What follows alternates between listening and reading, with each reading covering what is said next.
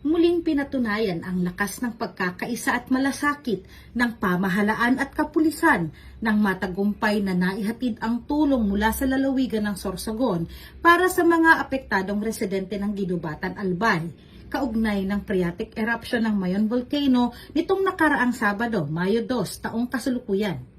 Sa ilalim ng pamumuno ni Governor Edwin Buboy Amor at sa pamumuno ni Provincial Administrator Franco Eric Orabanilla, katuwang ang Sorsogon PPO sa pamumuno ni Police Colonel Alexi Daniel at iba pang mga ahensya ay matagumpay na naisakatuparan ang maayos at mabilis na paghahatid ng relief goods para sa mga pamilyang nangangailangan.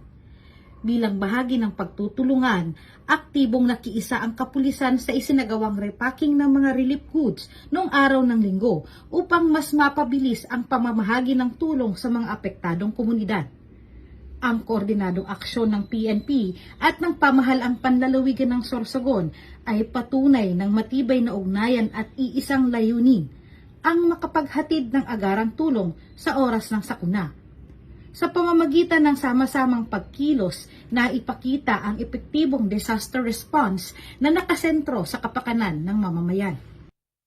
Mula dito sa Sorsogon Police Provincial Office, ako po si Police Staff Sergeant Angeli Bionson, nag-uulat para sa Police News Network at ito ang bagong PNP para sa bagong Pilipinas, serbisyong mabilis, tapat at nararamdaman.